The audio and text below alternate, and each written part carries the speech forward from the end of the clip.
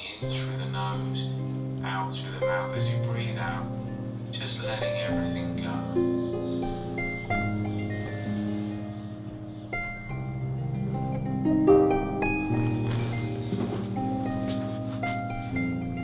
All right, let's do this. The 3 P's of happiness are how I just do it. How you solve the problem of how you work when you don't feel like working. They're how you solve procrastination, and they work like they're putting out a fire. First, they extinguish the fire, then they go through and fix the damage that it caused, and then you go through and you have a fun time living in your home again. And if you skip one of the steps, you're going to be getting burned, or you'll be living in a house with structural damage. It'll feel empty. And the 3 P's of happiness ask the question not just how can you be as productive as possible, but also as happy as possible. That's what I did an experiment on. Happiness. So I went through and I did an experiment on happiness. And I wanted to compare how the way I normally procrastinate with videos and video games compares to clinically proven activities that are shown to make people happier.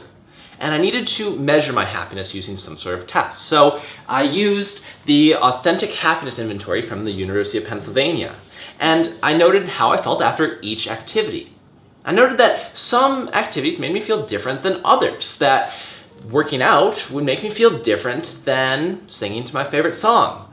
And I could categorize all of the activities I did into one of 3 categories. It could either make me stop feeling bad, not really change how I felt, but give me this incredible sense of accomplishment later, or make me feel really good right now, a euphoria almost.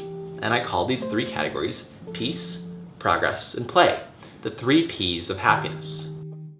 That being said, I noted that some activities were easier to do before others, and that sometimes one activity would increase my happiness, but that same activity would decrease it at another time. So I hypothesized that the order that you do the activities in matters, and I wanted to test that. So I went through and tested all 6 possible permutations of the 3 categories of peace, progress, and play. And I hypothesized that that order that I gave you is the best one.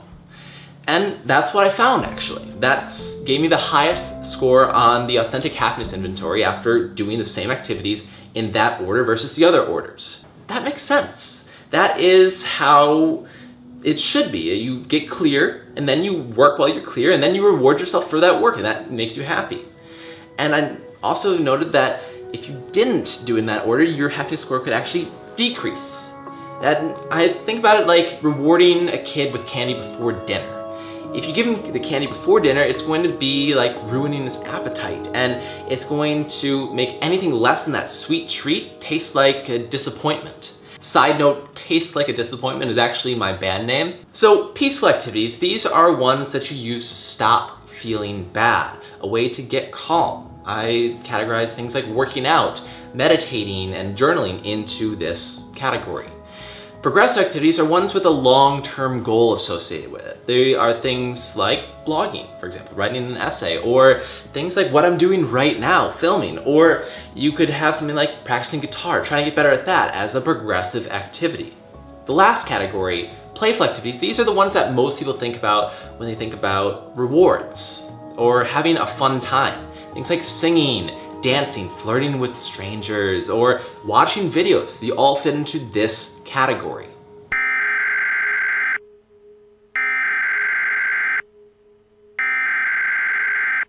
The intention makes a big difference with these categories. The example that I used of working out, it's a peaceful activity, but it could also be a progressive or playful activity, depending on the intention behind it. It's like it's a bouquet of flowers, and you could use one bouquet of flowers to say Happy Mother's Day, but you could use that same bouquet to say sorry for your loss or hub hub. But although that one bouquet can say all of these things, you don't use that one bouquet to say all of them at once. It's a choice that you make, and the activity is the same way. Working out I categorize as a peaceful activity because I use it to relieve stress. But it could also be a progressive activity if your goal is to lose weight, gain muscle, or train for a marathon. And it could be a playful activity if you're just having a fun time playing some sports with some friends. The intention makes a difference and it determines the category, not the activity itself. Let me give you an example, okay? Let's say that you're trying to write a blog post and you're procrastinating it. Rather than trying to force yourself into it or to get inspired by reading a bunch of different blog articles about how to write or your favorite writers, what I'm suggesting is that you first start off with journaling and trying to get all your fears out on paper. Then move on to writing the blog post once you're level-headed and go through and revise it, and then finish off by maybe reading a nice fiction book, something that's fun and lighthearted. So you do peace with the journaling, progress with the writing blog post, and then play with the reading. And I'm giving you this example because I want to draw that distinction between the intention, where that same activity of writing can be a peaceful activity if it's for journaling, or a progressive activity, it's for writing a blog post. Now, it's not restricted to just that one example. I use this all day long. I used it for making this video. I mean, this video is a testament to this. I used it to make the house that you saw me burn earlier in the video, and I'm saying that I've been using it throughout this whole thing. You know what? Let me just show you, okay?